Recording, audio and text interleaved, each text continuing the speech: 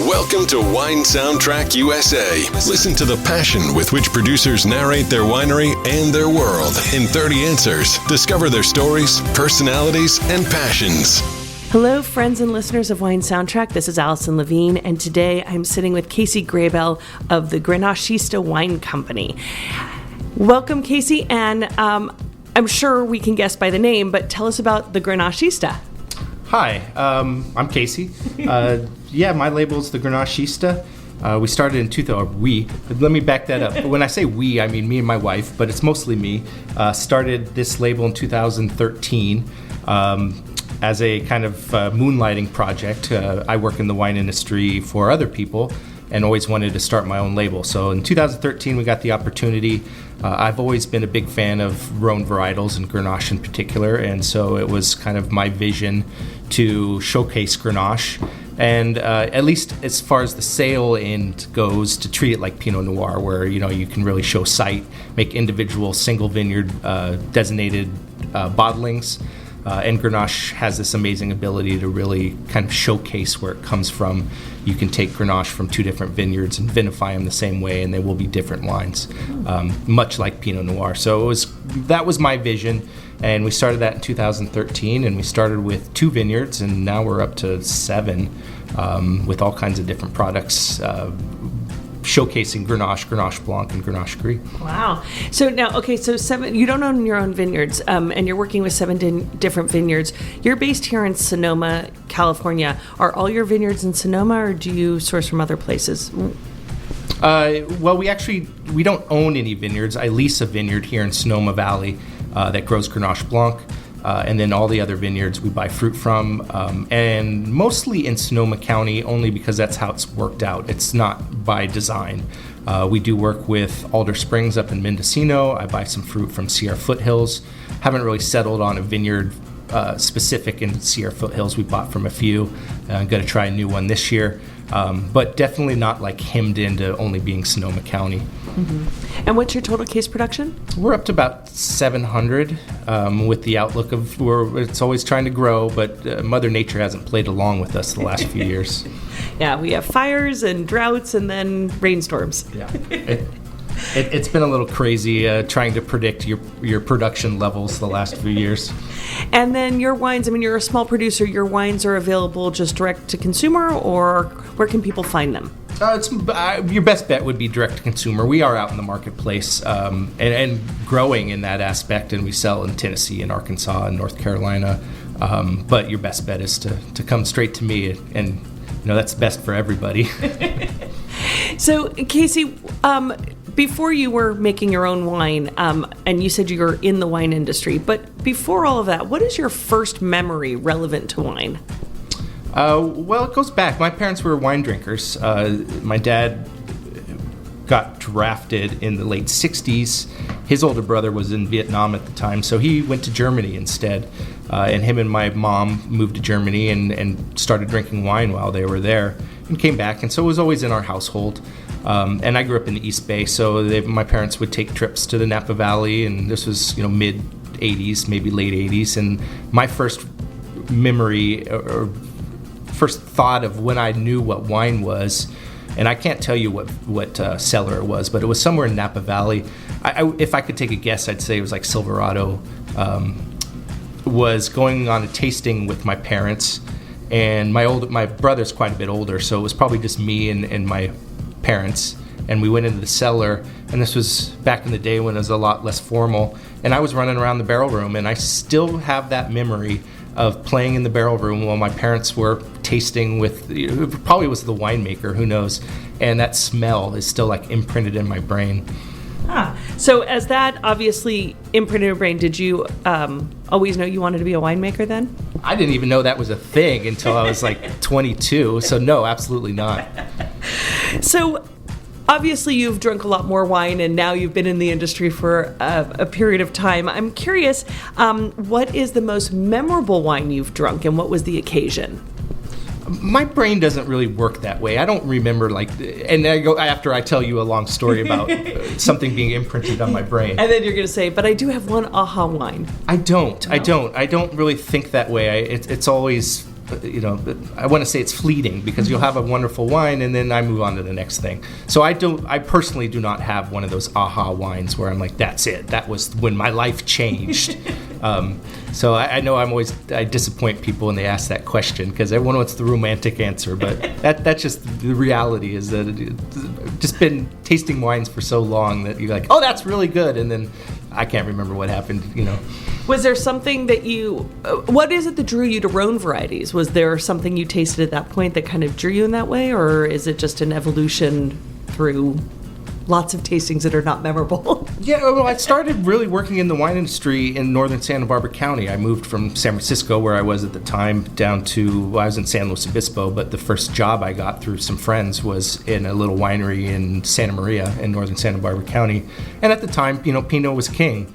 And I loved Pinot, I still do, and we were drinking a lot of those. And then at a group tasting, someone brought, I don't think it was even bottled, I think it was a barrel sample of and here we go, now the wine that changed my life, but it's not really true. But someone brought a barrel sample of a Grenache from Larner Vineyard in Ballard Canyon, and it was pretty new. I don't even think they had bottled anything yet, and that's why it was a barrel sample, and I tasted it after tasting all these Pinots and went, whoa, that's different, that's really neat.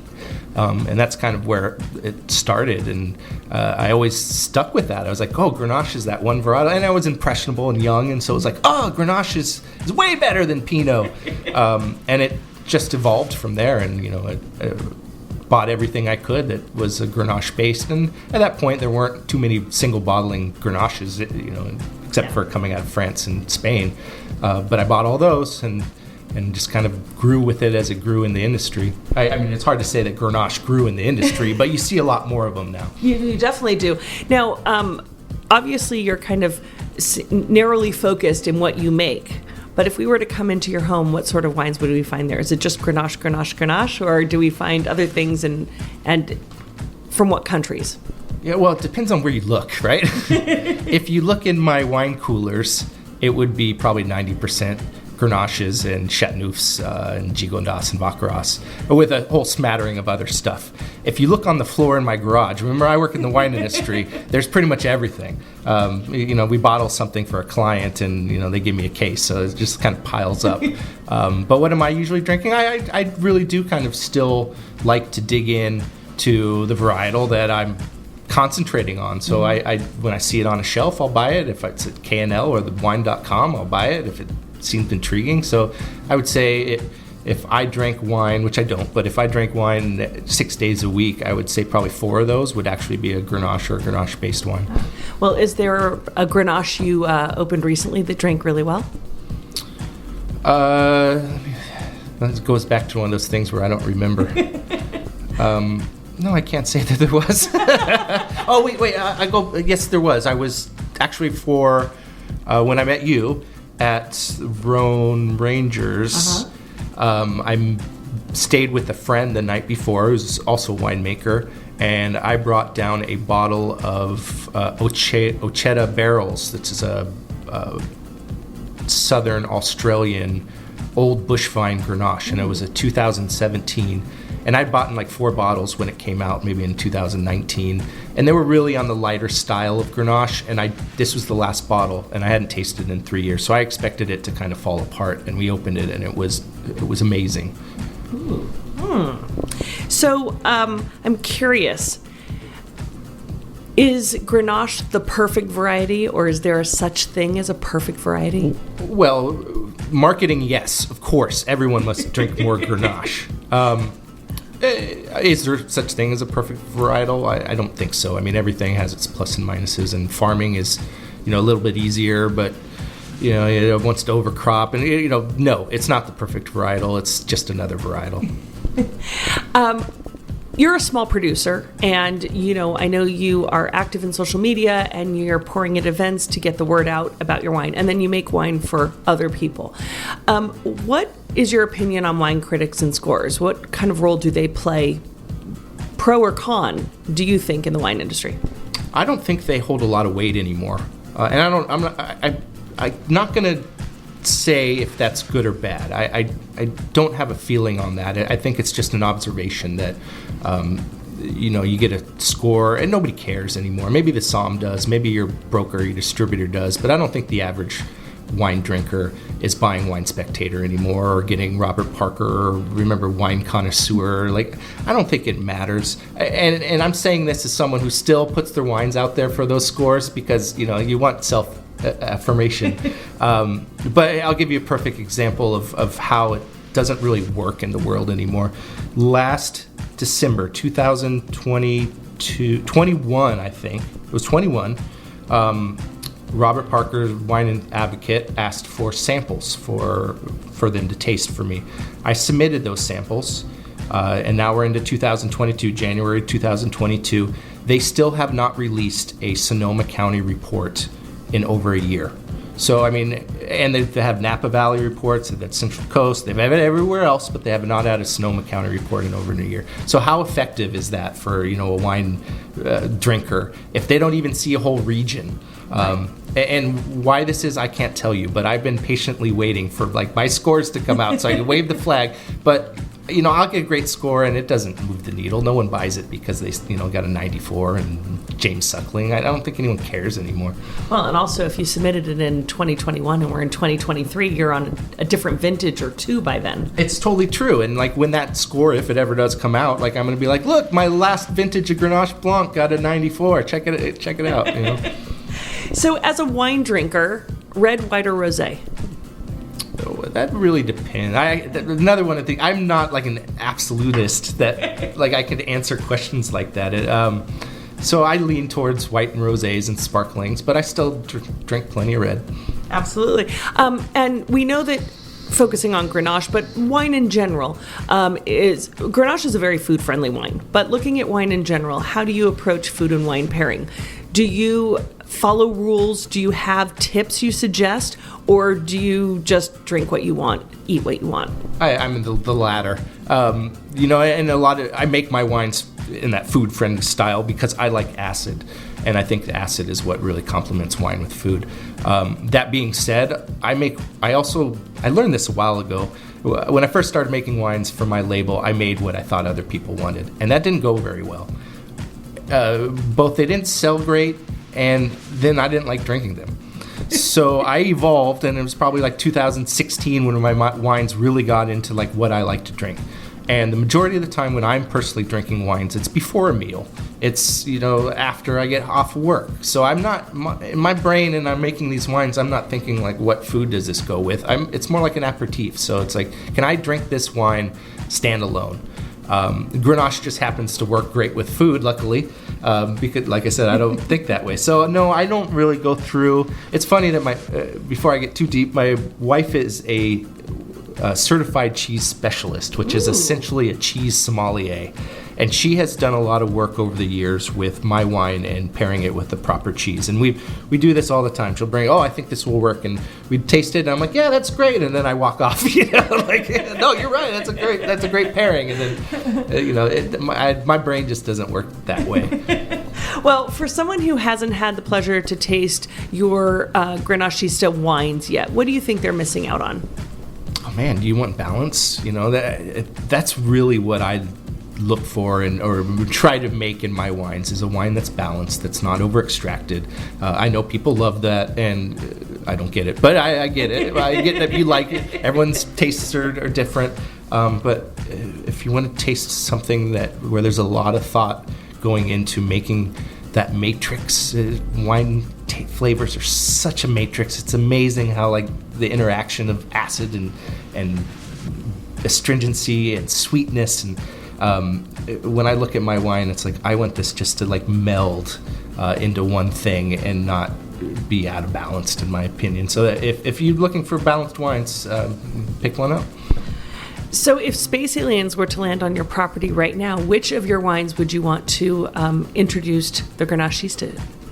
This very day, I would say my Grenache Blanc Pét-Nats, the new one, the 2022. I mean, I could bathe in that right now.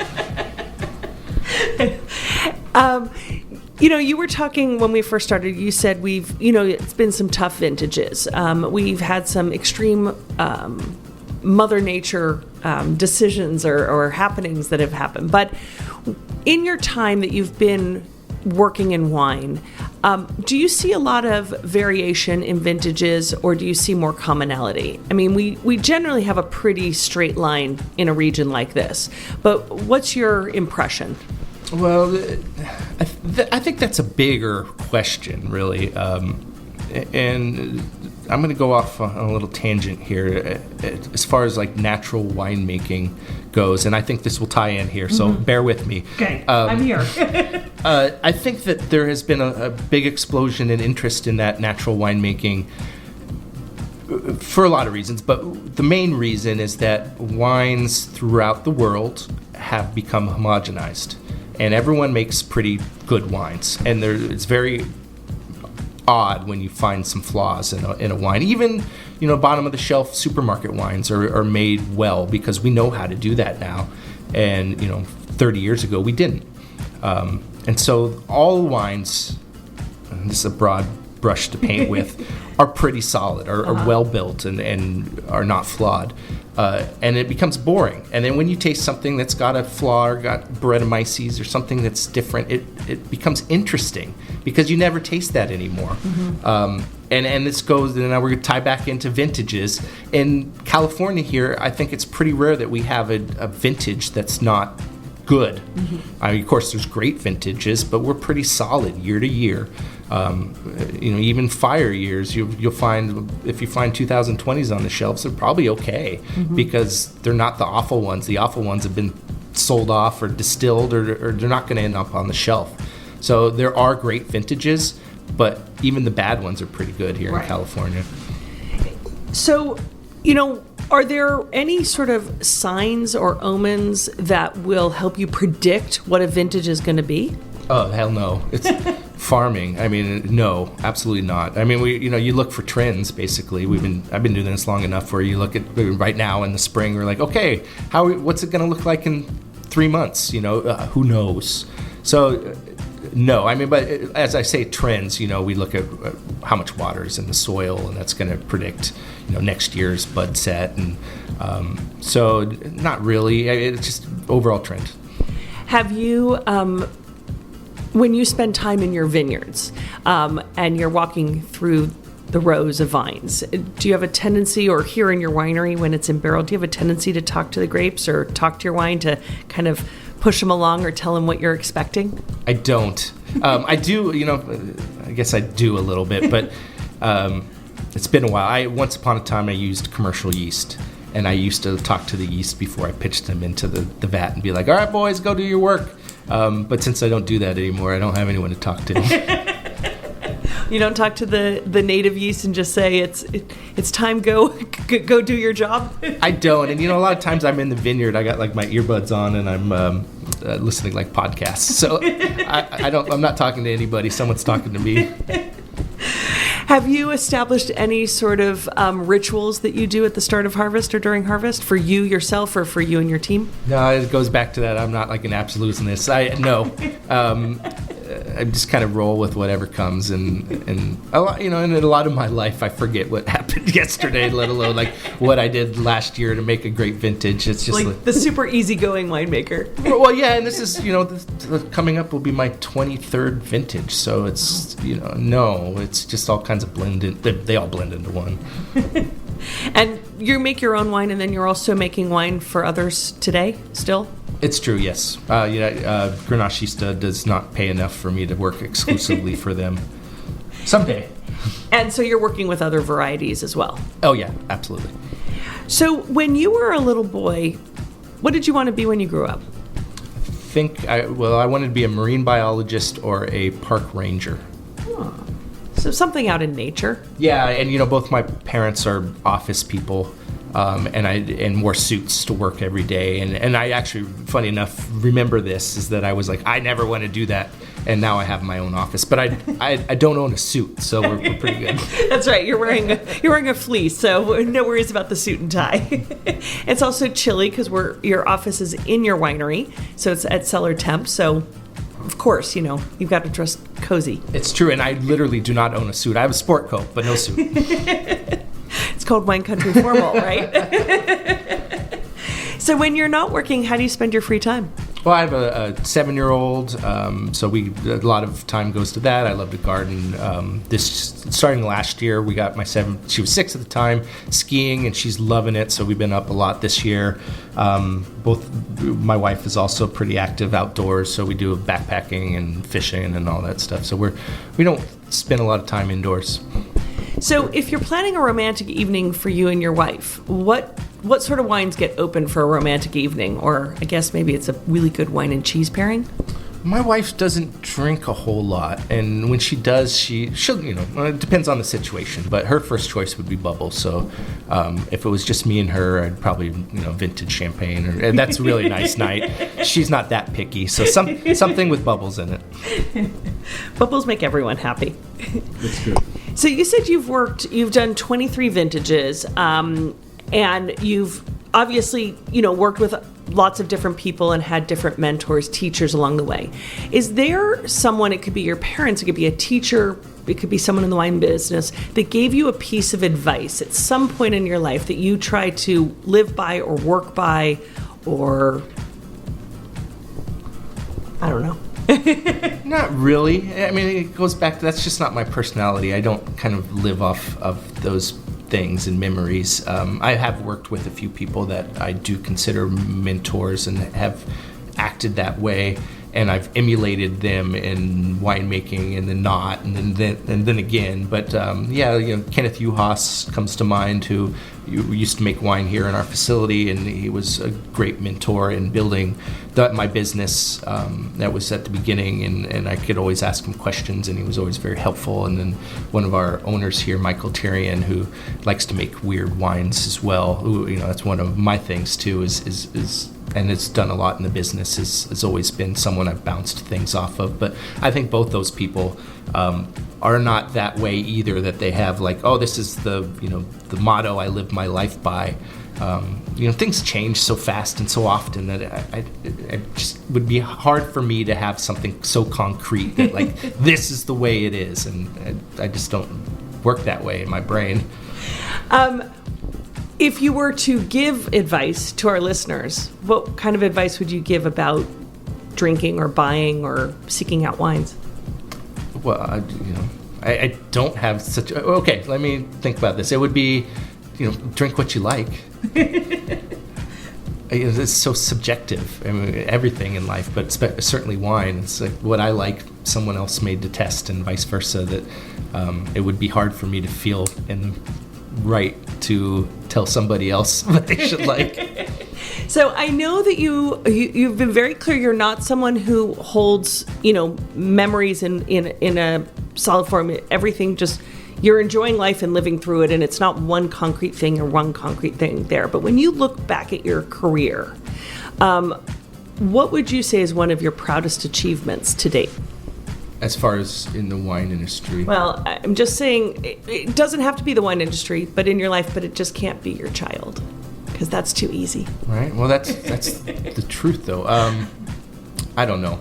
I don't really have an answer for that. I guess most people would say when I started my wine label, but starting a wine label is difficult, and I don't look back on that and go like, oh, that was great, because it wasn't.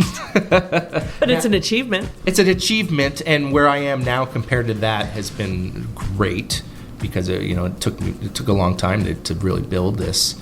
But it's not one moment; it's the whole evolution of that, and it's 8 years of hard work that means something to me, and not just like that one moment. No, I think that's a fair answer. It doesn't have to be a one moment thing, but a proud achievement is to look and say 8 years of building this, and it's still going, still growing.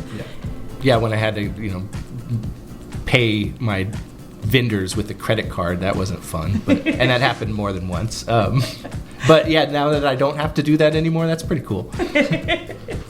So complete this sentence for me. A table without wine is like? It's an empty table? Sure. So we're sitting at a table, another game to play, but we're sitting at a table and we have a bottle of your wine, a bottle of Grenachista wine, and you have an empty seat next to you. Who from any walk of life, living or deceased, would you love to share a bottle of your wine with? Well, these are like deep questions. Like, it's hard for me to wrap my head around these things. And wait, let me ask you a question before I answer that. Do most people you interview have like answers right off the top of the head? Do they like have someone in their mind like, oh yeah, I've always wanted to meet this person? Some people do. Some people think about it. Some people it's right away, like, a celebrity or a figure, living or deceased. Some people it's personal. I don't know. Yeah. I would, and I'm not going to, I don't know the answer yet, so let me stew on that a little bit as I speak. But I think it would be someone that I would really, regardless of wine, someone I would enjoy a conversation with that's funny. Absolutely. And I don't know, Robin Williams, Yeah. There's a good one, right? He'd Yeah. be fun to like talk to him for an hour, and who cares about the wine? It would be like, make me laugh and let's talk about life, There you go. See, you thought of one. Oh, there you go. Good job. Well, we are almost to the time for the final game. I know I warned you a little bit at the beginning that we pair wine with music. So we're going to just play a little game here where we'll talk about some of your wines and tell me what sort of music it makes you think of or conjures up. It could be a genre, it can be an artist, it can be a specific song, whatever comes to mind. So I know you do Grenache in many forms, so this will be kind of fun because it's one grape, but how it is different in its evolution. So let's start with you mentioned your Pét-Nats Grenache Blanc. Mm-hmm. I would have to come up with a song or genre. What does it make you think of? Vetiver's Hurry Up Sundown. Do I have to explain why? Sure. Because none of us have tasted the wine, so. Okay, so that song is Hurry Up Sundown is about waiting for the night to come, and I always think of drinking that Pét-Nats, sitting on the deck at dusk. Okay, what about your Grenache Blanc? Grenache Blanc.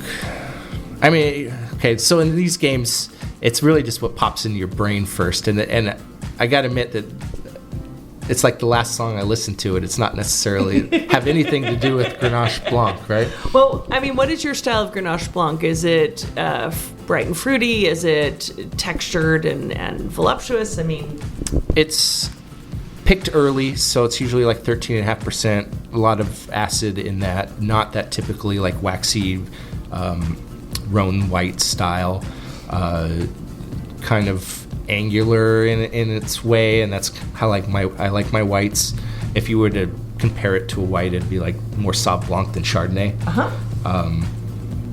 So I don't know. What about Sting's An Englishman in New York? Okay, I like that. What about your carbonic Grenache? That's a fun wine, and it's fruity and just easy to drink. And think about that. It's drawing a blank. I don't know. I have to go back. Okay, what's the last thing I listened to? Doc Watson's Southbound. Okay. And last but not least, Grenache Noir. Grenache Noir, which is a little darker, structured.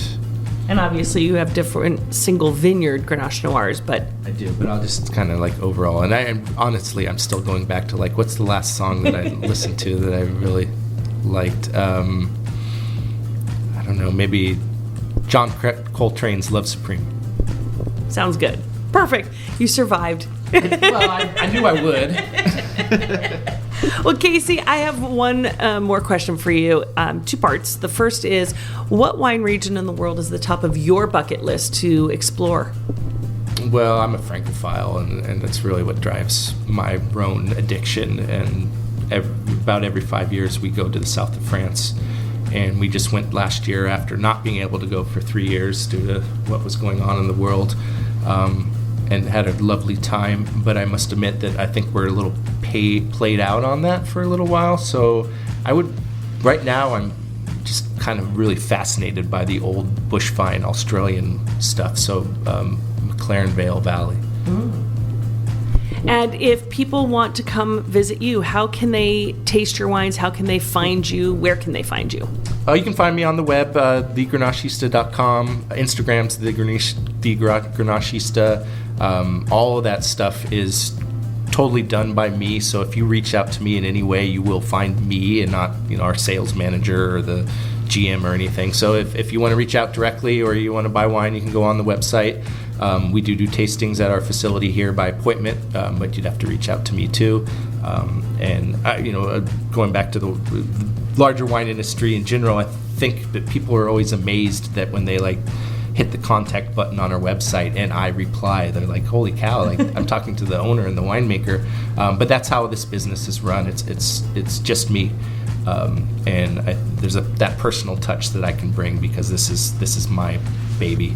If you even just want to ask what song I listened to last night, reach out to me and I will 99% of the time reply, unless it's a really weird question, then I might ignore it. But well, thank you, Casey, for joining us today on Wine Soundtrack. And definitely, if you want to explore Grenache in all its forms, the Grenachista is the perfect place to explore it, from sparkling to still, from white, red, rosé, Pét-Nats, Piquettes. I mean, you name it, you got it. So, Casey, thank you for joining us. Well, thanks for having me. Thanks for listening to a new episode of Wine Soundtrack USA. For details and updates, visit our website, winesoundtrack.com.